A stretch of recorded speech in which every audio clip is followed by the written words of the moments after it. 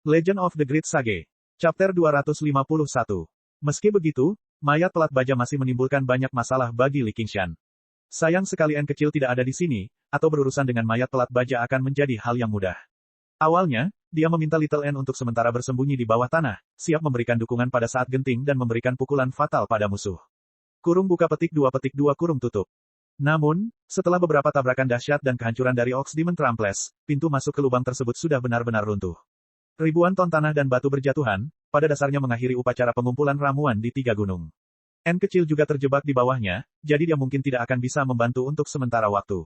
Melihat bagaimana mayat-mayat pelat baja tidak dapat mengalahkan Li Qingshan dengan segera, Penatua Kuburan Tunggal mengeluarkan tongkat tulang kecil di tangannya.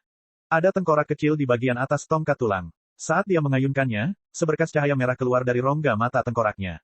Li Qingshan merasakan bahaya yang luar biasa. Dia tidak ingin mengalami serangan kekuatan penuh dari seorang penggarap yayasan. Namun, jika dia menggunakan cangkang mendalam penyuruh dan membiarkan zombie di bawahnya melepaskan diri, situasinya mungkin akan menjadi lebih sulit. Dia terjebak di antara batu dan tempat yang keras. Mayat pelat baja menghalangi jalan Li Qingshan. Kebetulan muncul di jalur lampu merah. Tanpa suara, setengah dari mayat pelat baja itu langsung larut. Elder Lone Grave terkejut. Semua mayat pelat baja berada di bawah kendalinya, jadi mengapa yang lain muncul entah dari mana. Sebelum dia menyadarinya, sebuah lubang hitam telah muncul di tanah. Mayat pelat baja telah muncul dari lubang. Di bawah tanah, di bawah komando Little N, ular berbisa melepaskan kemampuannya untuk menembus tanah, menciptakan lubang yang dalam. Namun, mustahil bagi mereka untuk mengambil bagian dalam pertempuran tersebut. Aula Suci. 2 tengkorak muncul, menyemburkan api ke Li Qingshan. Elder Lone Grave merasa khawatir. Dia tidak tahu apakah pendatang baru itu teman atau musuh. Li Qingshan tidak mengelak sama sekali. Seperti sedang mandi, dia membiarkan api membersihkan tubuhnya. Dimanapun api mencapai, mayat pelat baja semuanya berjatuhan. Nyala api kemudian bergerak menuju Jenderal Mayat Perunggu Kuno di bawah kaki Li Qingshan, namun terhalang oleh lapisan ki mayat hitam. Jenderal Mayat Perunggu Kuno merasakan bahaya besar dan berjuang sekuat tenaga. Elder Lone Grave merasakan bahwa hubungannya dengan semua mayat pelat baja telah terputus. Ekspresinya berubah, dan dia berseru, "Daemon celaka apa kamu ini? Tunjukkan dirimu." Lampu merah menyinari mata semua mayat pelat baja. Mereka berdiri bersama dan menerjang Lone Grave Elder. Lone Grave Elder merasakan hawa dingin merambat di punggungnya. Dia belum pernah melihat pemandangan aneh selama bertahun-tahun berkultivasi. Jika zombie yang telah dia sempurnakan dengan susah payah dapat diambil dengan mudah, maka tidak akan ada mayat yang dimurnikan di dunia ini. Apa sebenarnya nyala api itu? Ini sebenarnya mempunyai efek seperti itu. Saat Lone Grave Elder mundur, berkas cahaya merah menyala lagi dan lagi, menghantam 3 mayat pelat baja. Kebanyakan dari mereka langsung meleleh, namun mayat-mayat itu langsung terbakar dan menyatu ke dalam tengkorak. Hati Lone Grave Elder terasa sakit. Sangat sulit untuk memurnikan mayat pelat baja ini. Dia tidak pernah mengira akan ada hari di mana dia akan menghancurkan mereka di tangannya. Kabut hitam muncul dari bawah kakinya, mengangkatnya ke udara. Mayat pelat baja terlewatkan. Dengan mengerahkan kekuatannya, dia melompat tinggi ke udara dan menyentuh awan hitam. Namun, dia tidak bisa terbang dan hanya bisa turun. Aula Suci. Pada saat ini, kedua tasbih tengkorak menjadi lebih besar. Mereka berputar-putar dan menangkap semua mayat pelat baja sebelum bergegas menuju Lone Grave Elder lagi. Mereka seperti 2 kapal pengangkut. Li Qingshan tahu bahwa mustahil baginya dan N kecil untuk membunuh seorang penggarap yayasan. Namun, selama dia membuat mereka sedikit sibuk dan memberi Millipede kesempatan untuk membunuh salah satu dari mereka, mereka akan bisa menghabisi mereka satu per satu setelahnya. Bahkan jika mereka tidak bisa membunuh mereka semua, setidaknya mereka bisa pergi dengan mudah. Hanya lapisan tipis kayu layu yang tersisa di Greenfin Elder. Dia berseru, "Selamatkan aku, kawan." Kali ini, dia tidak memanggil Golden Vision atau Lone Grave Elders. Daemon mengamuk, mendatangkan malapetaka di dunia. Saya, Fu Qingjin dari Istana Koleksi Pedang, secara khusus datang untuk membantu Anda dalam membersihkan Daemon. Suara seorang pria tiba-tiba terdengar di udara, tapi suaranya tidak sebergairah dan heroik seperti yang seharusnya. Sebaliknya, itu tidak ada gunanya dan membosankan, seolah-olah membersihkan Dasmon tidak terlalu menarik baginya. Puluhan ribu sinar lampu hijau turun dari langit dan menutupi seluruh lubang. Waktu seakan membeku. Kekuatan yang tak terbendung membuat hati Li Qingshan dingin. Dia melihat sekeliling. Bangunan-bangunan dan istana-istana yang runtuh dan terbengkalai menjulang dari tanah, tampak nyata sekaligus ilusi. Seberkas cahaya hijau melesat menembus langit, seperti sambaran petir tanpa suara, namun juga seperti luka yang mengerikan. Kaki 1000 menjerit kesakitan dan jatuh dari langit, mendarat dengan keras di reruntuhan.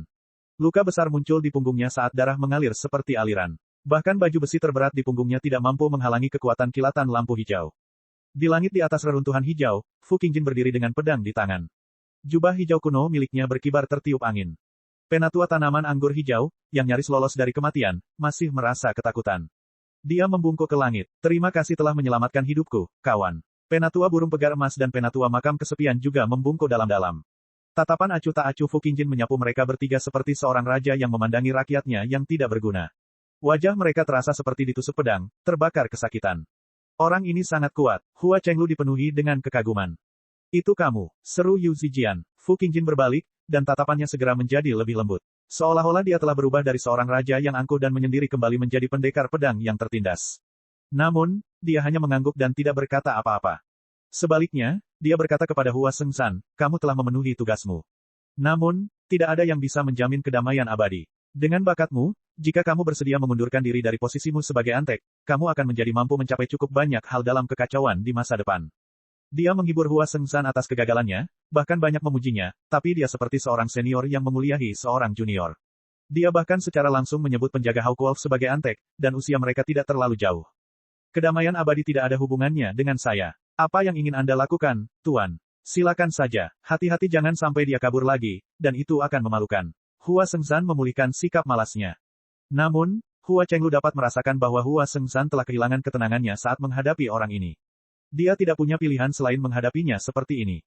Ya, apa hubungannya denganku? Fu Qingjin tidak merasa kesal. Dia menghela nafas lembut seolah dia sangat meratapi. Tiba-tiba, dia tersadar dan berseru, naik turunnya dunia adalah tanggung jawab semua orang. Bagaimana Anda bisa menghindari tanggung jawab Anda? Dia tampak seperti sedang berbicara dengan Hua Sengshan, tapi juga seperti sedang berbicara pada dirinya sendiri. Dengan kilatan lampu hijau, Fu Qingjin menghilang. Hua Chenglu menunjuk ke kepalanya dan berbisik, apakah ada yang salah dengan orang ini? Yu Zijian berkata, dia tampak sangat sedih. Hua Sengshan bertanya, apakah kalian saling kenal? Yu Zijian menggelengkan kepalanya, tapi dia merasa seperti pernah melihatnya di suatu tempat sebelumnya. Itu bukan di Gunung Greenfin, di samping kolam, tetapi dalam waktu yang lebih jauh. Hua Sengshan menunduk sambil berpikir. Benar saja, pedang reruntuhan hijau telah muncul. Tidak mengherankan jika Fu Qingjin memiliki kekuatan seperti itu. Dia sudah menebaknya sejak lama. Tak satu pun dari tokoh-tokoh yang terlibat akan lebih lemah dari kesengsaraan surgawi pertama, namun mereka hanya mengirim dia, seorang praktisi Qi. Mereka mungkin tidak mempunyai tekad untuk menghentikan hal ini sejak awal. Mungkin mereka hanya berkompromi mengenai masalah Soaring Dragon Elder. Pedang reruntuhan hijau membuktikan hal ini lebih jauh. Chapter 252. Di Istana Koleksi Pedang, ada gunung dewa yang disebut Koleksi Pedang. Gunung itu tidak terhubung dengan tanah. Sebaliknya, ia melayang di langit, ditutupi dengan pedang berharga. Selama murid Istana Koleksi Pedang mengalami kesengsaraan surgawi dan menjadi murid resmi, mereka dapat mengeluarkan pedang berharga dari sana dan menggunakannya sebagai pedang pribadi mereka. Pada hari mereka meninggal, pedang itu akan kembali ke puncak koleksi pedang, menunggu tuan berikutnya. Gereja Suci. Metode budidaya yang dipraktikkan oleh Istana Koleksi Pedang berfokus pada penyatuan dengan pedang. Berlatih berarti berlatih pedang, dan berlatih pedang berarti berlatih. Bahkan jika itu adalah sepotong besi biasa, setelah disempurnakan oleh beberapa generasi ahli, itu akan menjadi senjata ilahi. Bisa dibayangkan betapa kuatnya pedang ini. Dikabarkan bahwa mereka mengandung kehendak spiritual dari majikan mereka sebelumnya, dan hanya akan ditarik ketika mereka bertemu dengan majikan yang cocok. Oleh karena itu, orang tidak hanya memilih pedangnya, tetapi pedang juga memilih tuannya. Tidak ada jalan pintas, yang ada hanya takdir. Begitu manusia dan pedang itu bersatu, rasanya seperti bertemu dengan guru yang baik, teman yang suka membantu, orang kepercayaan, dan manfaat yang didapat bagi penggunanya tidak sesederhana pedang yang kuat. Ini adalah dasar dari Istana Koleksi Pedang, sekaligus asal mula nama koleksi pedang. Pembudidaya pedang sudah lebih kuat dari pembudidaya biasa dalam pertempuran, dan dengan pedang berharga yang menyertai mereka, itu seperti menambahkan sayap pada seekor harimau. Di antara pedang-pedang itu, ada perbedaan kekuatan. 10 di antaranya terkenal di seluruh dunia, dan secara kolektif dikenal sebagai 10 pedang terkenal. Tidak peduli murid mana yang mengeluarkannya, mereka akan diasuh dengan semua yang mereka miliki di Istana Koleksi Pedang.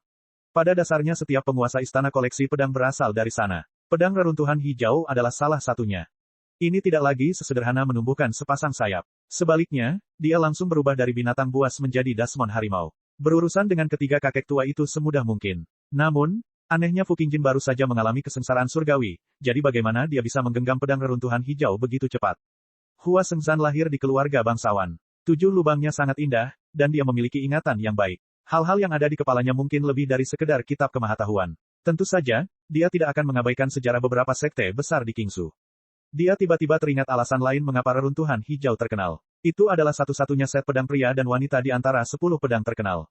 Reruntuhan hijau adalah pedang perempuan, sedangkan pedang laki-laki disebut awan ungu.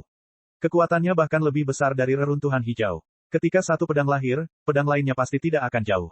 Sejak reruntuhan hijau muncul, di manakah awan ungu? Berpikir sampai di sana, Hua Sengzan tiba-tiba menatap Yu Zijian. Dia menatap lurus ke bawah. Apakah dia memikirkan kembali bagaimana Fu Qingjin memandang Yu Zijian barusan, dia langsung mengerti.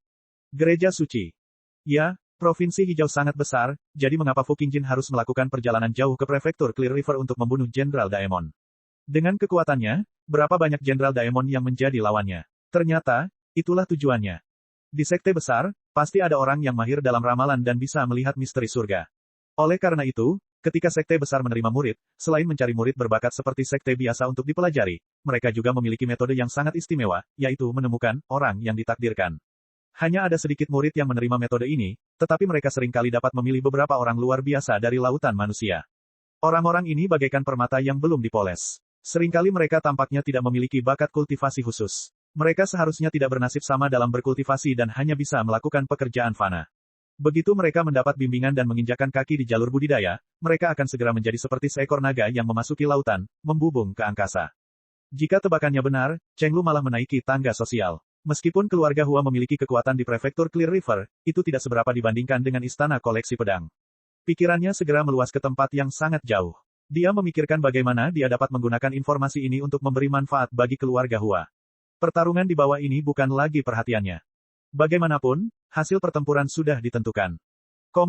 Fu Qingjin muncul di reruntuhan hijau, berdiri di atas pilar yang patah menjadi dua. Pilar itu membutuhkan beberapa lusin orang untuk memeluknya. Bisa dibayangkan betapa megahnya istana yang disokongnya di masa lalu. Istana koleksi pedang. Mata Li Qingshan menyipit. Fu Qingjin tumpang tindih dengan sosok tertentu dalam ingatannya. Meskipun Oxen dengan santai memusnahkannya, pedang tajam Qi masih tetap ada di hatinya. Dia tidak berani melupakannya.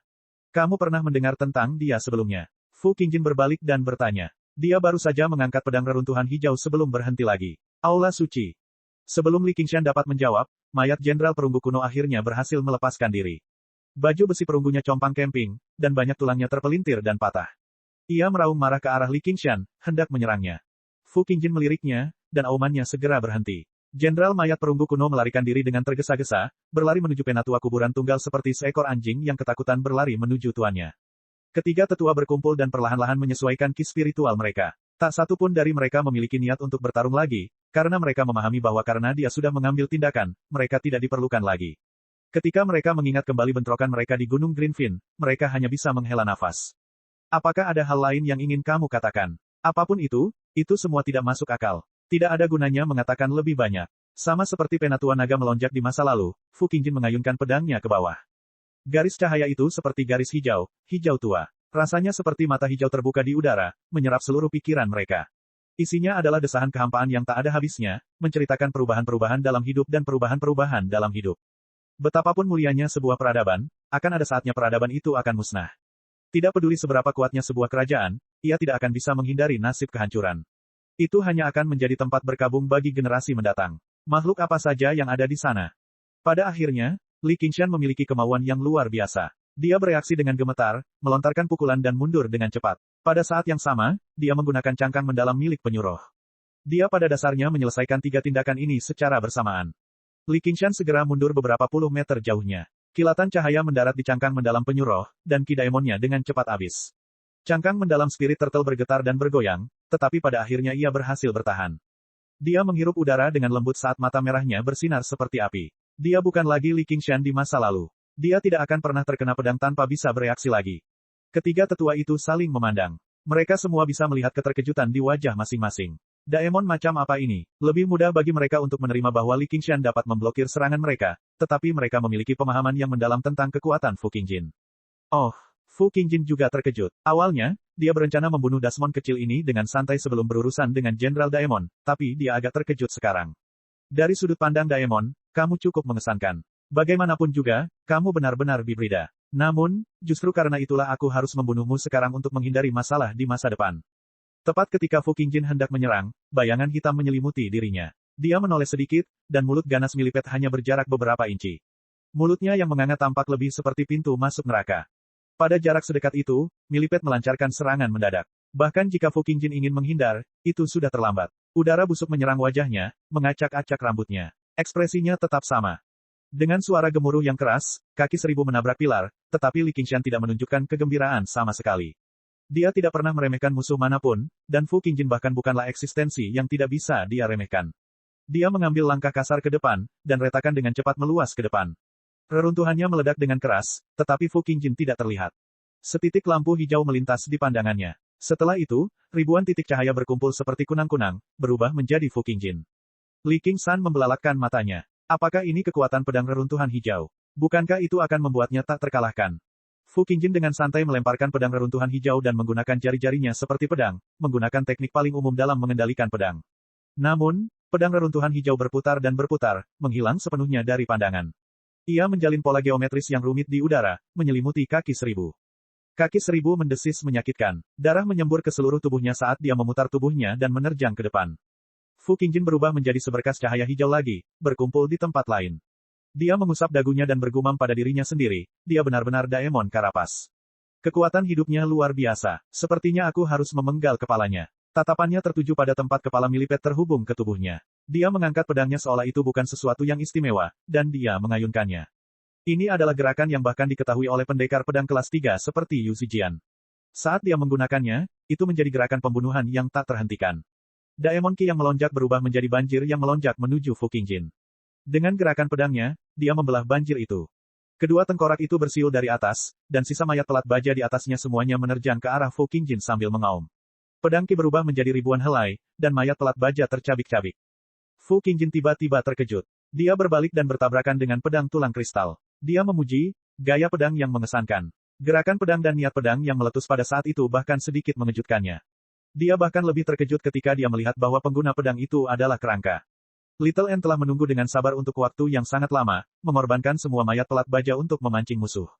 Dia menusuk dengan kekuatan penuhnya, tapi yang dia dapatkan hanyalah pujian darinya. Ilmu pedangnya berubah. Terkadang ringan dan lincah, terkadang berat dan kokoh, dan terkadang tak terduga. Xiao An mendorong ilmu pedang yang dia pelajari dari kaligrafi pedang kursif hingga batasnya. Dia memasukkan semuanya ke dalam pedangnya. Ditambah dengan fakta bahwa setiap serangan adalah serangan putus asa yang akan menjatuhkannya, itu membuatnya semakin kuat. Fu Qingjin juga tidak menggunakan teknik manipulasi pedang. Dia memegang pedang di satu tangan dan menggunakan gaya pedangnya, berbenturan dengan Little N. Dia ingin melihat gaya pedangnya. N kecil maju, dan gerakan pedangnya berubah hingga batasnya. Fu Qingjin mundur, menebas secara horizontal dan vertikal, tapi dia mampu memblokir gerakan pedang Little N setiap saat. Dalam sekejap, kedua pedang itu bertabrakan ribuan kali, menghasilkan dengungan yang aneh dan berlarut-larut. Untaian pedang Qi yang tak terhitung jumlahnya ditembakkan ke segala arah. Kemanapun mereka berdua lewat, debu akan memenuhi udara. Di tengah perjalanan, sebuah bangunan yang relatif utuh runtuh dengan keras. Strukturnya telah dihancurkan sepenuhnya oleh pedang Qi, runtuh karena beratnya sendiri. Retakan yang tak terhitung jumlahnya muncul di pedang tulang putih Little N. Dia hanya menyerang dan tidak bertahan. Jika dia terbuat dari daging dan darah, dia pasti sudah hancur oleh pedang Qi. Li Qingshan meraung ke arah Millipede, kembali ke wujud aslimu. Keuntungan yang didapat dari tubuh kolosalnya telah lenyap. Dia tidak punya peluang memenangkan pertarungan ini. Dia harus melarikan diri. Namun, semua yang ada di hadapannya diselimuti oleh ilusi. Jangankan terowongannya, dia bahkan tidak bisa menemukan lubangnya. Jika dia ingin melarikan diri, dia hanya bisa menyerang melalui ilusi terlebih dahulu, tapi itu lebih mudah diucapkan daripada dilakukan.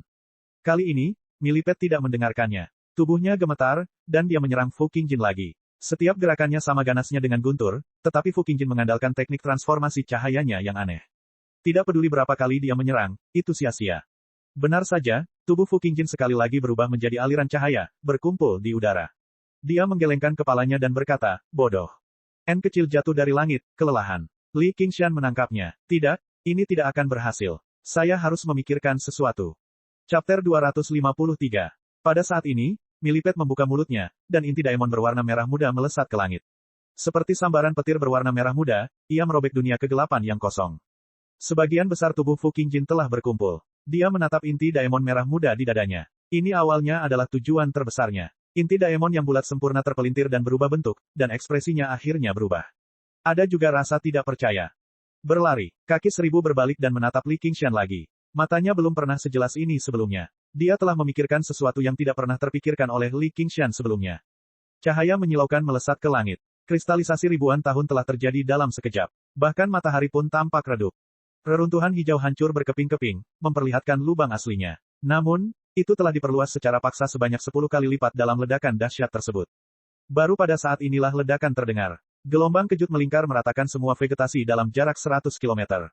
Li Qingshan meraung ke langit, tapi suaranya tenggelam oleh gemuruh. Hua Shengzhan berdiri di atas derek kertas dan terbang ke udara bersama Yu Zijian dan Hua Chenglu. Derek kertas itu segera terkoyak oleh gelombang kejut. Ketiga tetua melepaskan teknik pertahanan dan artefak spiritual mereka karena ketakutan, tetapi cahaya segera menelan mereka. Cahaya itu menghilang dalam sekejap, tapi itu sangat membekas di mata semua orang. Baru saja, itu telah menghilang. Segala sesuatu yang ada di tanah telah rata. Semua orang telah menghilang. Hua Shengzhan tertegun untuk waktu yang sangat lama. Dia tidak hanya meremehkan kekuatan istana koleksi pedang, tapi dia juga meremehkan ketegasan Jenderal Daemon. Meledakkan inti Daemon mereka sama dengan bunuh diri. Bagi semua Daemon, bertahan hidup adalah naluri pertama mereka, tidak peduli betapa berbahayanya situasinya. Ada satu dalam sejuta kemungkinan mereka bisa melarikan diri jika bertarung sampai mati, tapi meledakkan inti Daemon mereka akan benar-benar menghancurkan semua harapan. Ketiga tetua muncul dari tanah. Pakaian mereka compang-camping. Darah menyembur dari mulut mereka dan mereka terjatuh ke tanah. Kejutan masih terlihat di wajah mereka. Tetua tanaman anggur hijau berseru, "Rekan Fu! Rekan Fu!" Secercah cahaya hijau turun dari atas. Fu Qingjin tertutup debu. Rambutnya sedikit acak-acakan, dan wajahnya pucat. Dia juga menderita luka dalam. Fu Qingjin melihat kecekungan tempat inti Yao meledak. Dia sedikit terkesan, namun di saat yang sama, dia juga sedikit terkejut bahwa spesies serangga yang hanya bertindak berdasarkan naluri bisa begitu menentukan. Benar-benar tidak terduga. Iblis itu sudah mati. Dia mengabaikan aliansi dan keluar dari tanah, mencari kematiannya sendiri.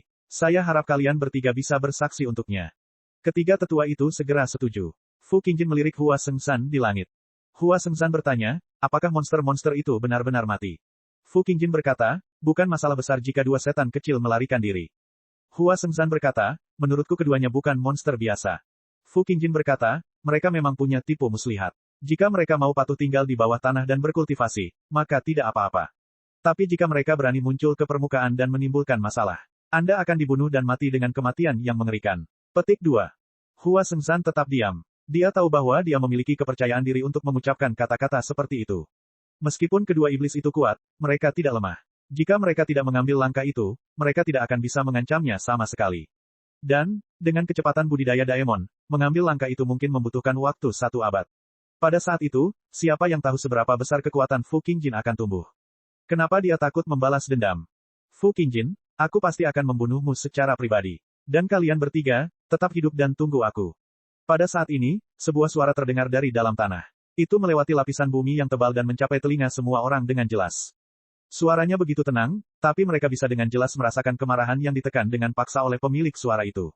Itu menimbulkan rasa dingin. Ekspresi ketiga tetua semuanya berubah. Bahkan penatua tanaman anggur hijau yang selalu bersikap lembut pun menjadi marah. Daemon yang ceroboh. Hanya ekspresi Fu Qingjin yang tetap sama. Dia menusuk dengan pedangnya, dan seberkas cahaya menembus bumi. Ketiga tetua memandang Fu Qingjin bersama-sama. Fu Qingjin menggelengkan kepalanya. Dia sudah pergi. Ketiga tetua itu kecewa pada saat bersamaan. Fu Qingjin mengerutkan kening. Jangan bilang kalian bertiga takut. Penatua burung pegar emas berteriak, bagaimana mungkin? Mereka bertiga saling memandang. Tak satu pun dari mereka mau mengakui sedikit ketakutan di hati mereka. Di bawah tanah yang suram dan tak berujung, Li Qingshan tidak berkata apa-apa. Dia berlari secepat yang dia bisa. Matanya terbuka lebar, dan dia mengatupkan giginya begitu keras hingga bau darah keluar. Dia memegang kaki 1000 di tangannya, tapi panjangnya sudah menyusut menjadi sekitar 1 kaki. Dia telah kembali ke bentuk aslinya. Tubuhnya compang-camping, dan dia tidak bergerak sama sekali. N kecil mengikuti di belakangnya dengan cepat, tetapi dia tidak tahu bagaimana cara membujuknya. Ketika inti Daemon meledak, kaki 1000 jatuh dari udara, dan tubuhnya dengan cepat menyusut, menjadi seperti ini. Sebuah bola api seakan membara di hati Li Qingshan, menghanguskannya hingga seluruh tubuhnya terasa sakit. Dia memaksa dirinya untuk tenang, tapi dia tidak bisa melakukannya apapun yang terjadi. Dia jelas sedang terburu-buru, tapi jalan di depannya terus berubah. Itu seperti labirin tanpa jalan keluar. Lautan bunga tumbuh di bawah tanah yang luas. Bunga kupu-kupu biru bermekaran dengan cemerlang, seperti kumpulan api biru. Li Qingshan melewati lautan bunga dan menempatkan kaki 1000 di atas platform batu. Ini adalah tempat tidur favoritnya. Ki spiritual di dalamnya mungkin bisa membantunya. Kemudian dia mengeluarkan semua pil penyembuhan dari 100 kantong harta karunnya, mengoleskannya secara eksternal dan menelan semuanya pada kaki 1000. Namun, kaki 1000 hanya tergeletak di platform batu tanpa bergerak. Tatapan penuh harapan Li Qingshan perlahan meredup. Dia mengeluarkan raungan liar ke langit, tapi yang dia lihat hanyalah formasi batuan hitam pekat. Suaranya bergema di seluruh gua, tapi tidak ada yang bisa mendengarnya. Dia merasa seperti telah kembali ke tebing pedang es. Dia secara naif mengira dia telah menembus siklus kelahiran kembali, namun ternyata, tidak ada yang berubah. Dia mengangkat kepalanya dan berdiri di depan platform batu, rambut merahnya tergerai menutupi wajahnya. Dia tampak seperti patung batu yang berdiri di sana selama ribuan tahun. Setelah waktu yang tidak diketahui, cakar tulang dingin Little N membelai wajah Li Qingshan. Hati Li Qingshan sedikit menghangat, dan dia berkata pelan, N kecil, kenapa aku begitu lemah? Tidak, itu karena musuhmu terlalu kuat. Kamu baru saja mulai berkultivasi. Di masa depan, kamu pasti akan lebih kuat dari orang lain. Pada saat ini, ada kilatan cahaya di platform batu, dan desisan yang sangat lembut terdengar. Di bawah tatapan tidak percaya Li Qingshan, kaki 1000 berguling di tanah dan menggerakkan 1000 kakinya untuk merangkak ke atas. Dia menopang dirinya dan melambaikan antenanya ke Li Qingshan, seolah dia sedang menyapanya. Li Qingshan buru-buru mengangkatnya ke matanya. Kamu masih hidup. Kaki 1000 mengangguk dan menggunakan sisa ki iblis lemah di tubuhnya untuk menyatakan, aku berpura-pura mati. Bibir Li Qingshan melengkung lalu terkulai ke bawah. Dia tidak tahu apakah harus tertawa atau menangis, tapi hatinya tampak rileks. Dia duduk di tanah. Anda. Kaki 1000 berkata lagi, aku lapar. Li Qingshan buru-buru meletakkan setumpuk makanan di depan kaki 1000. Kaki 1000 segera membenamkan kepalanya ke dalam makanan. Langkah kaki yang berat dan berisik terdengar di sekitarnya. Pada titik tertentu, para prajurit iblis berkumpul dan berbisik di antara mereka sendiri. Apa yang terjadi dengan raja? Dia menyerang tanpa berpikir panjang dan jatuh ke dalam perangkap manusia. Dia sudah selesai. Sepertinya akan ada raja baru di tempat ini. Li Qingshan tiba-tiba menoleh, dan para prajurit iblis itu segera terdiam. Li Qingshan kembali tenang. Setelah berpikir sejenak, dia duduk di platform batu dan mulai mengeluarkan perintah. Raja hanya menderita beberapa luka ringan. Sekarang, tunjukkan semuanya dan mulailah menghitung manfaatnya. Para prajurit iblis mengeluarkan 100 kantong harta karun dan berbagai artefak roh serta jimat yang telah mereka kumpulkan. Apalagi bermacam-macam artefak spiritual, sebenarnya ada lebih dari 1100 kantong harta karun, yang ditumpuk di sebuah bukit kecil. Bahkan Li Qingshan tidak menyangka hal ini akan terjadi, jadi dia bertanya-tanya. Dia bertanya-tanya dan menemukan bahwa selain upacara pengumpulan ramuan kali ini, banyak pembudidaya manusia telah memasuki bawah tanah dan mati di mulut tentara iblis. Artefak roh dan ratusan kantong harta karun yang mereka memiliki cahaya spiritual, dan tentara iblis menyukainya. Meski tidak tahu kegunaannya, mereka tetap mengumpulkannya. Daerah lain juga tidak memiliki ratusan kantong harta karun. Jenderal Daemon lainnya telah mengelola wilayah mereka dengan sangat baik, sehingga sangat sedikit praktisi ki yang mati. Justru karena kecerobohan Millipede, wilayah ini selalu menjadi medan pertempuran antara manusia dan tentara iblis. Ada banyak rampasan perang di sana. Namun, rampasan ini tidak memiliki kegunaan praktis bagi Daemon. Kali ini mereka semua sudah terbiasa menukar makanan yang berlimpah. Meskipun kebanyakan dari mereka adalah 100 kantong harta karun dari praktisi ki yang lebih lemah, itu masih merupakan jumlah kekayaan yang sangat besar. Li Qingshan sangat gembira. Dia memikirkannya dengan tenang. Jika bukan karena kehadirannya, kaki 1000 pasti sudah terpancing keluar dari tanah. Bahkan jika dia meledakkan inti daemonnya, dia tidak akan bisa lolos dari kematian. Sekarang dia masih hidup, ada kemungkinan yang tak terbatas. Dia bisa menebus kehilangan kultivasinya, dan dia bisa membalas dendam atas kebencian yang dia taburkan. Memang sangat sulit, tapi bukan berarti tidak ada yang berubah.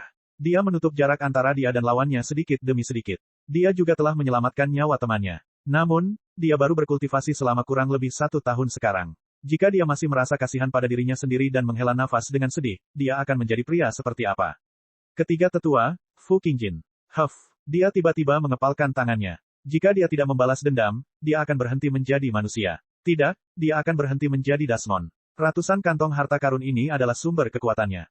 Saat ini, Millipede berkata, saya juga punya. Li Qingshan terkejut. Dia tidak pernah mengira Millipede akan memiliki 100 kantong harta karun juga.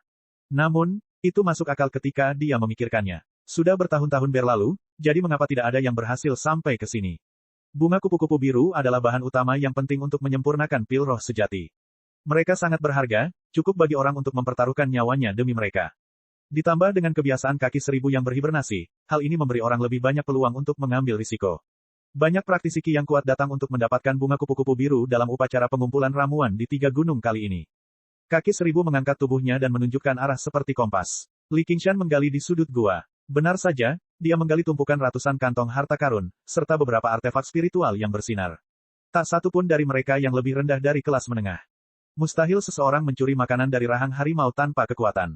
Tanpa kekuatan, mustahil bagi mereka untuk melewati gua yang suram dan tiba jauh di bawah tanah. Namun, tidak peduli seberapa kuatnya mereka tetaplah praktisi ki. Sayangnya, Millipede terbangun di tengah tidurnya dan melihat orang-orang berjalan-jalan di rumahnya, mencuri makanannya. Dia menangkapnya dan menggunakannya sebagai camilan. Barang-barang orang-orang ini jelas tidak bisa dimakan, jadi dia hanya menggali lubang dan menguburkannya sebelum tidur kembali. Seperti yang dijanjikan, Li Qingshan mengeluarkan semua makanan dan membagikannya kepada para Dasmon sesuai dengan kontribusi mereka sebelum bubar terlebih dahulu. Chapter 254. Li Qingshan sedang tidak berminat untuk membahas semuanya secara mendetail. Dia membacanya sekilas sampai dia mendapat ide. Pada saat itu, Li Qingshan membuka 100 kantong harta karun yang tampak aneh. Dia menemukan bahwa itu tidak berisi artefak roh atau batu roh, tetapi banyak serangga beracun seperti kalajengking dan kelabang. Di antara para pembudidaya, tidak ada kekurangan cara untuk mengendalikan serangga dan memurnikan mayat. Namun, ratusan kantong harta karun biasa tidak dapat digunakan untuk menyimpan makhluk hidup. Oleh karena itu, murid-murid Burial Mountain menggunakan cincin tembaga khusus untuk mengendalikan mayat, dan ini adalah kantong serangga langka. Li Qingshan melepaskan salah satu kalajengking beracun. Kalajengking itu berwarna coklat kemerahan dan jelas berukuran besar. Itu seukuran orang dewasa, bahkan mengejutkan Li Qingshan. Kalajengking besar itu mengacungkan penjepitnya, memperlihatkan taring dan cakarnya. Ketika melihat kaki seribu, ia langsung gemetar ketakutan dan berusaha melarikan diri. Kaki seribu menyusutkan tubuhnya dan melesat seperti anak panah, menusuk ke dalam tubuh kalajengking besar itu. Kalajengking besar itu meronta beberapa kali, lalu berguling dan mati. Kaki seribu memakan seluruh daging kalajengking, hanya menyisakan cangkang kosong. Kemudian, dia menggali keluar lagi, rahang bawahnya bersilangan saat dia berkicau dengan gembira. Tiba-tiba, Li Qingshan mendapat ide. Dia melepaskan semua serangga beracun sekaligus. Ada yang terbang, ada yang merangkak, dan ada yang melompat. Kaki seribu mengeluarkan kabut beracun berwarna merah muda yang menyelimuti semua serangga beracun. Mereka jatuh ke tanah, dan dia memakannya satu persatu. Jika memang ada cara untuk membesarkan Gu, kaki seribu akan menjadi Raja Gu. Serangga beracun ini berada jauh darinya. Unta yang kelaparan masih lebih besar dari seekor kuda. Bagaimanapun juga, Millipede adalah Jenderal Daemon. Seiring berjalannya waktu, dia pasti akan memulihkan kekuatan aslinya. Li Qingshan akhirnya mengambil keputusan. Kemudian, dia mulai menangkap kupu-kupu di dalam gua. 3 hari kemudian, Li Qingshan sedang memancing tanaman air di dalam air. Tiba-tiba, dia mendengar laporan prajurit Daemon, pemimpin, kabar buruk. Setan dari barat akan datang. Prajurit Daemon lainnya bergegas mendekat. Mereka juga datang dari timur dan selatan. Sama untuk wilayah utara. Li Qingshan dengan tenang menegakkan tubuhnya. Mereka datang begitu cepat. Keempat sarang iblis semuanya terletak di perbatasan wilayah kaki seribu dan wilayah Jenderal Daemon lainnya. Dia meminta mereka mengawasi pergerakan Jenderal Daemon di sekitarnya. Apa yang terjadi pada kaki seribu tidak bisa disembunyikan dari tetangga lamanya. Tidak ada hukum atau ketertiban di bawah tanah. Yang kuat dihormati. Sekarang Millipede telah kehilangan kekuatannya, para Jenderal Daemon ini pasti akan datang untuk memperjuangkan wilayahnya, bahkan jika Komandan Daemon datang. Tidak ada yang bisa menentang hukum ini. Li Qingshan kembali ke gua kaki seribu setelah memanen segenggam rumput laut terakhir. Jumlah kupu-kupu biru yang terbang di udara telah berkurang banyak. Lautan bunga yang indah meredup. Dia telah memetik semua bunga kupu-kupu biru dewasa yang dapat digunakan sebagai obat dan menaruhnya di kotak giok di dalam kantong 100 harta karunnya. Lebih tepatnya, dia dan Little N telah menyapu semua ramuan roh dewasa di wilayah tersebut. Novel romantis. Memilih ramuan spiritual ini tidak semudah yang dibayangkan. Banyak dari mereka harus menggunakan alat khusus dan memperhatikan cara pemetikannya. Contohnya saja bunga kupu-kupu biru ini. Itu akan merusak khasiat obat dari obat tersebut, jadi dia harus memakai sarung tangan sutra emas jenis khusus. Untungnya, dia tidak kekurangan alat-alat ini di dalam kantong 100 harta karunnya. Prajurit Daemon telah berkumpul di depan platform batu. Semuanya gugup dan gelisah. Meskipun mereka tidak berani menentang perintah Li Qingshan, pemimpin tentara Daemon, berperang melawan Daemon tidak seperti berperang melawan manusia. Ada Jenderal Daemon di antara mereka. Tanpa Jenderal Daemon, pihak mereka pasti akan kalah. Li Qingshan melirik ke arah Dasmon, dan Dasmon yang gelisah semuanya duduk, menunggu perintahnya dengan tenang. Setelah melalui cobaan berulang kali, sikap Li Qingshan yang seberat gunung berangsur-angsur terasa. Dia secara bertahap menjadi semakin mampu memimpin Dasmon melalui kekuatan dan keuntungan. Semuanya, sekarang para Jenderal Iblis menyerang dari 4 arah, mereka ingin mengambil alih wilayah ini. Raja kaki seribu terluka, dan aku tidak punya kekuatan untuk menghentikan mereka. Wakil komandan dan aku untuk sementara akan membawa Raja kaki seribu pergi untuk menemukan tempat untuk menyembuhkan. Li Qingshan tidak menyembunyikan atau berbohong apapun. Dia berbicara secara terbuka dan tanpa keberatan. Ribit-ribit, pemimpin, mau kemana? Apa yang harus kita lakukan? Katak es itu bertanya sambil melompat-lompat. Semuanya, tunggu saja di sini untuk menyerah.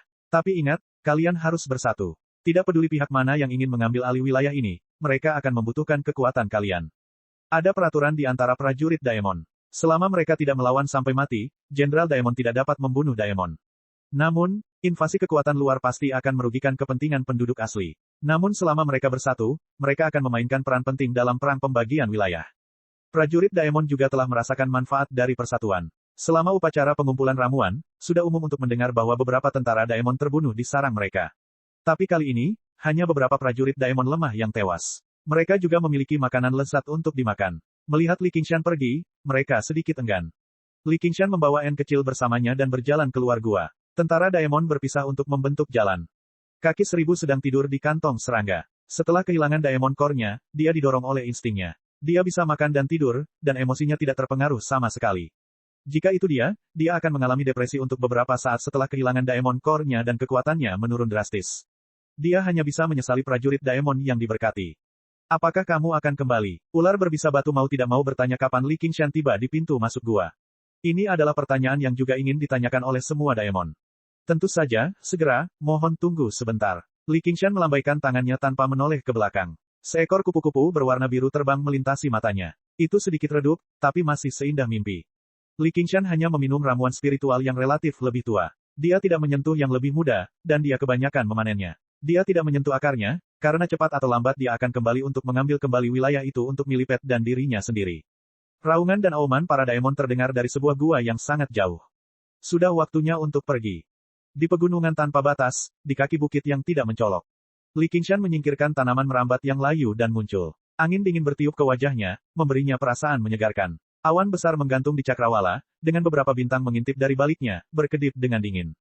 Inti Daemon penyuruh bersinar terang. Sosok Li Qingshan berangsur-angsur menyusut, kembali ke penampilan aslinya. Dia menyentuh wajahnya, yang sepertinya telah menumbuhkan janggut tipis. Melihat dirinya di cermin, yang dia lihat hanyalah seorang pemuda asing yang menoleh ke belakang dengan dingin. Dia memaksakan diri untuk tersenyum, tapi itu hanya membuatnya tampak semakin tidak ramah. Dia tidak cantik atau jelek. Dia seperti batu yang keras kepala. Semakin dia memoles ujung-ujungnya, semakin tajam jadinya. Dikatakan bahwa penampilan seseorang berasal dari hatinya. Baru sekarang dia mempercayainya. Selama beberapa bulan terakhir, dia telah berubah menjadi Dasmon dan mengalami bahaya yang tak terhitung jumlahnya. Dia telah membunuh banyak orang, dan dia bersumpah akan membalas dendam. Akibatnya, rasa dengki muncul tanpa disadari. Bahkan dalam wujud manusia, dia memiliki penampilan seperti Dasmon. Li Qingshan tidak keberatan. Setelah memastikan bahwa dia telah kembali ke penampilan aslinya, dia dengan santai berganti pakaian. Setelah itu, dia melengkapi cermin kaca dan menyalurkan ki yang sebenarnya ke dalamnya. Cahaya di sekelilingnya berputar dan terdistorsi, dan dia menghilang. Ini adalah artefak spiritual yang sangat menarik yang ditemukan Li Qingshan di ratusan kantong harta karunnya. Itu bisa menyembunyikan sosok penggunanya, dan bahkan bisa menghindari berbagai deteksi sampai tingkat tertentu. Itu adalah artefak spiritual tipe pendukung tingkat tinggi yang sangat langka. Dia menamakannya cermin gaib. Dia telah menemukan cermin kaca di lubang yang digali Millipede. Jelas sekali, seorang praktisi ki telah mencoba menggunakan metode ini untuk bersembunyi dari kaki seribu dan memanen ramuan spiritual dengan bebas. Namun, dia jelas gagal. Li Qingshan menebak bahwa meskipun cermin gaib dapat sepenuhnya menyembunyikan sosok itu, aura alami seorang kultivator sulit untuk disembunyikan. Namun, dia tidak perlu khawatir tentang hal ini. Kemampuannya menyembunyikan auranya sangat kuat. Dikombinasikan dengan cermin gaib, mereka saling melengkapi dengan sempurna, segera mengubahnya menjadi pembunuh bayaran tertinggi. Setelah melakukan persiapan, Li Qingshan bergegas menuju Gunung Greenfin. Sebelum dia pergi, dia masih memiliki sedikit keluhan yang harus dia selesaikan. Sesampainya di kaki Gunung Greenfin, Li Qingshan menatap kota awan yang mengalir di kejauhan dan melihat pemandangan yang menakjubkan. Kota awan yang mengalir menyusut. Dengan suara mesin, bangunan 100 rasa runtuh dan terlipat menjadi satu, seperti balok bangunan atau origami. Pada akhirnya, itu menjadi modul kecil. Ini terjadi di mana-mana. Kota awan yang mengalir telah menyusut setengahnya. Ternyata, seluruh kota awan mengalir adalah sebuah struktur mekanis yang sangat besar. Lampu-lampu di kota redup. Hanya toko aneka barang di tengah yang tetap terang benderang, tapi sepertinya tidak berdaya. Dulu, saat upacara pengumpulan ramuan di 3 gunung, ini adalah waktu tersibuk. Para kultivator akan membawa kembali ramuan spiritual yang telah mereka pertaruhkan dengan nyawa mereka untuk diperdagangkan, namun kali ini, tidak ada satupun kultivator yang kembali. Ada keriuhan suara di toko Miscellaneous Goods. Aula yang sunyi sekarang dipenuhi oleh para penggarap. Kebanyakan dari mereka adalah pemilik toko di kota. Mereka duduk bersama dan berbincang. Zhang kecil, yang menjual senjata di gudang senjata, berkata, kali ini mereka benar-benar musnah. Hanya beberapa orang yang berhasil melarikan diri. Untungnya, saya sedang tidak berminat untuk mencoba peruntungan. Dasmon ini sungguh kejam. Lu Ziyu dari kedai teh Tranquil berkata, jika Dasmon tidak ganas, Dasmon macam apa mereka? Seperti kata pepatah, pot tidak pernah meninggalkan sumur, jadi seorang jenderal tidak bisa menghindari kematian dalam pertempuran. Bunuh Dasmon, bunuh Daemon. Daemon tidak semudah itu dibunuh. Hanya masalah waktu sebelum mereka mati di sana. Aku hanya berharap mereka tidak menimbulkan masalah. Minumlah teh. Sun Tua, kenapa kamu tampak begitu khawatir? Petik 2. Ternyata, Sun Fubai juga ada di antara mereka. Saat dia memikirkan Li Qingshan, atau Niu Juxia, dia menjadi khawatir. Meskipun mereka hanya bertemu sebentar, dia memiliki kesan yang sangat baik terhadapnya. Mereka hampir menjadi teman baik. Dia menyesap tehnya. Saya khawatir tentang keselamatan seorang teman muda. Saya ingin tahu bagaimana keadaannya. Zhang kecil adalah yang paling pintar. Dia tersenyum. Kamu pasti membicarakan tentang Niu Juxia itu. Sun Fubai terkejut. Bagaimana kamu tahu? Lu Ziyu berkata, tidak ada apapun di kota ini yang bisa lolos dari telinga keledainya. Kamu terlalu baik, tetua Lu. Beberapa hari yang lalu, dia membunuh kakak laki-laki pertama dari Gunung Vincent's Grace, sehingga berbagai berita mengalir ke telinganya.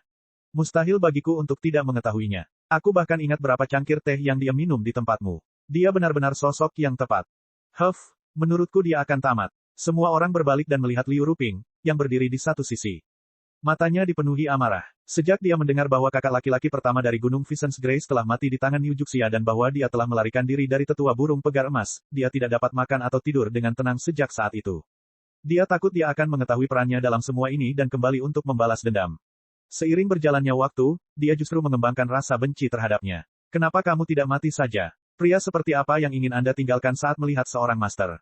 Zhang kecil terkejut. Ruping, bagaimana dia menyinggung perasaanmu? Liu Ruping langsung terdiam. Bukan saja Niu Juxia tidak menyinggung perasaannya, tapi dia bahkan mengizinkannya mengambil keuntungan secara gratis. Chapter 255. Ekspresi Liu Ruping sedikit berubah, tetapi dia takut untuk membalas Sun Fubai. Dia pindah ke meja lain. Haha. Li Qingshan menyuruh N kecil menunggu di luar saat dia melewati kota sendirian. Struktur kuno di sekitarnya terlipat dan berubah bentuk seperti teknologi futuristik dalam film, seolah-olah tiba-tiba menjadi hidup. Dia tiba di luar toko barang aneka. Pintunya terbuka lebar, dan cahaya keluar, menerangi jalanan yang gelap. Li Qingshan mendengar beberapa suara yang familiar, serta kata-kata Liu Ruping. Dia mengangkat alisnya, tapi dia tidak merasakan kemarahan yang hebat. Yang dia lakukan hanyalah menemukan sudut terpencil dan menunggu dengan tenang. Peluang datang lebih cepat dari yang dia bayangkan. Beberapa jam kemudian, seluruh kota ditutup. Hanya bangunan kecil toko aneka barang yang tersisa, berdiri sendiri. Setelah itu, ia juga mulai berubah bentuk. Semua pembudidaya keluar dari toko barang aneka. Yang terakhir muncul adalah seorang wanita tua kekar yang merupakan pemilik toko, si Pei Pei. Awalnya, selalu ada pertemuan setiap kali pasar tutup, namun setelah kejadian ini, semua orang kehilangan minat. Pada akhirnya, seluruh kota awan yang mengalir menyusut menjadi sepotong kayu kecil berbentuk persegi panjang, mendarat di tangan si Pei Pei. Dia menyimpannya di dalam kantong 100 harta karunnya dan mengeluarkan sebuah kapal kayu kecil. Dia melemparkannya ke udara, dan itu mengembang 100 kali lipat, melayang di udara. Saya ingin kembali ke kota Clear River untuk melaporkan apa yang terjadi di sini kepada pemimpin sekolah. Jika Anda ingin pergi ke kota Clear River, silakan naik kapal. Jika Anda memiliki urusan lain yang harus diselesaikan, silakan tangani sendiri. Mohon maafkan saya karena tidak mengantar Anda pergi. Pasar berikutnya di kota awan mengalir adalah pada bulan ketiga musim semi, ketika 100 aliran pemikiran mengadakan ujian masuk mereka. Aula suci. Layar putih terbentang, dan angin bertiup kencang. Kapal itu seperti daun yang melayang, terbang ke langit malam. Beberapa saat kemudian, ia menjadi tidak berarti seperti setitik debu, melayang menjadi awan dan menghilang. Hanya sekitar selusin orang yang tersisa di gurun kosong, menatap pemandangan ini sebelum menundukkan kepala dan mengucapkan selamat tinggal satu sama lain. Li Qingshan adalah salah satunya. Meskipun dia telah menyaksikan banyak keajaiban dan misteri dunia ini, dia masih akan menghela nafas takjub setiap kali melihatnya lagi. Kemudian dia menundukkan kepalanya dan menatap ke arah kepergian Liu Ruping. Seperti binatang buas, dia melompat ke dalam kegelapan.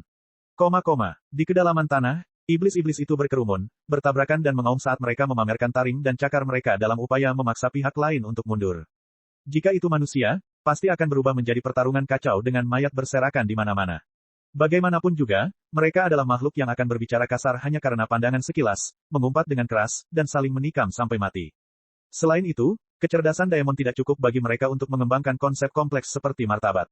Kemarahan tidak layak disebutkan dalam menghadapi kelangsungan hidup. Jika terjadi pertempuran hebat, tidak peduli pihak mana yang menang, mereka akan kehilangan setidaknya setengah dari prajurit Dasmonnya. Bahkan nyawa mereka sendiri mungkin terancam. Orang bodoh macam apa yang memilih untuk memulai perang? Manusia. Oleh karena itu, keempat jenderal iblis semuanya memilih untuk bernegosiasi. Namun, metode negosiasinya mungkin terlihat sangat biadab bagi manusia. Tidak ada kekurangan kontak fisik, cakar, dan gigi. Gereja suci. Di antara kelompok iblis, ada 4 jenderal Daemon dengan penampilan berbeda. Mereka terus-menerus meningkatkan Daemon Ki di tubuh mereka. Tiba-tiba, prajurit Daemon dari faksi tak dikenal datang melapor dengan bingung.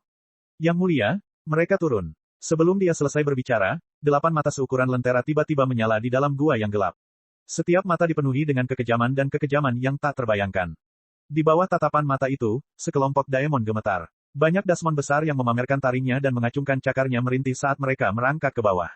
Bahkan Jenderal Daemon yang kuat yang menjadi mimpi buruk para praktisi Qi mengungkapkan ekspresi panik dan ketakutan. Ini adalah mimpi buruk mereka. Namun, orang yang keluar dari kegelapan adalah seorang wanita dingin dan anggun dengan gaun merah cerah. Bibir merahnya sedikit terbuka saat dia berkata dengan dingin, di mana kaki 1000. Liu Ruping diam-diam mengeluh bahwa si Pei Pei tidak mau mengirimnya pergi. Kalau tidak, dia akan sangat bangga menaiki kapal ini kembali ke keluarganya. Dia duduk di karpet sutra. Keempat sudut karpet disulam dengan mesin terbang. Dia terbang dekat dengan tanah. Meski letaknya sangat rendah, medan yang terjal tidak lagi menjadi masalah. Saat dia berfantasi tentang bagaimana dia akan diperlakukan ketika dia kembali ke klan, hembusan angin tiba-tiba bertiup. Sebelum dia mengetahui apa yang sedang terjadi, lehernya dicengkeram erat oleh tangan tak kasat mata, dan dia terangkat ke udara. Li Qingshan muncul. Dia memegang air yang ditelan paus dan bertanya, apakah kamu mendapatkan pedang ini? Bagaimana mungkin Liu Ruping tidak mengenalinya? Matanya langsung dipenuhi rasa takut dan permohonan. Tiba-tiba, dia merasakan lehernya mengendur. Kamu Niu Juxia, syukurlah, kamu baik-baik saja. Kudengar kamu diburu oleh penduduk Gunung Vincent's Grace. Saya sangat khawatir sehingga saya tidak bisa tidur selama beberapa hari berikutnya. Petik 2. Apakah kamu masih akan menyangkalnya sekarang setelah hal itu terjadi? Jika bukan karena apa yang baru saja dia katakan, Li Qingshan mungkin benar-benar tertipu olehnya. Itu hanya cerita dari sisinya. Mengapa saya melakukan itu? Pertengkaran Liu Ruping sebenarnya terdengar masuk akal. Dikombinasikan dengan air mata di matanya yang indah, dia sungguh menawan. Li Qingshan ragu-ragu. Awalnya, dia ingin dia menerima kematiannya dengan sepenuh hati, tapi dia tidak pernah berharap dia menyangkalnya.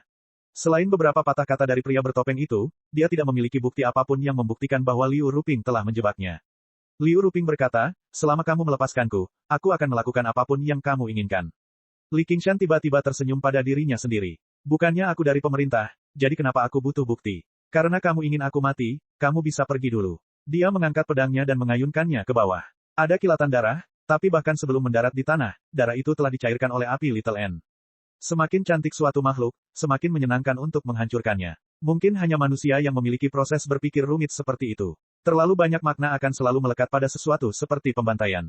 Daemon jauh lebih sederhana. Seringkali, itu hanya satu kata, makan. Li Qingshan tidak ingin menjadi orang yang menyimpang, jadi dia melakukan yang terbaik untuk membuat dirinya lebih sederhana. Tentu saja, dia tidak berencana memakannya. Ketika bagian timur mulai bersinar, Li Qingshan berhenti dan menatap kota megah di kejauhan. Setelah beberapa bulan, dia akhirnya kembali ke kota Jiaping. Li Qingshan berganti ke seragam serigala hitam dan melengkapi pedangnya yang melilit angin. N kecil juga telah kembali ke bentuk manusia dan berganti pakaian baru. Li Qingshan memegang tangan kecil N dan berjalan menuju kota Jiaping. Untuk pertama kalinya dalam beberapa bulan, dia melambat. Di kedua sisi jalan, salju belum mencair. Bangunan di kedua sisi berangsur-angsur menjadi lebih padat dan tinggi, dan di mana-mana dihiasi lentera. Hal ini membuat Li Qingshan tiba-tiba teringat bahwa ini adalah tahun baru. Menghitung waktu, dia bertambah 1 tahun lagi, menjadi 17. Koko ayam jantan terdengar di seluruh kota. Gumpalan asap membubung ke langit, menyelimuti seluruh kota dengan kabut hijau. Apa yang dia lakukan ketika dia berumur 17 tahun di kehidupan sebelumnya? Ia masih bersekolah, menjalani kehidupan SMA yang membosankan dan monoton.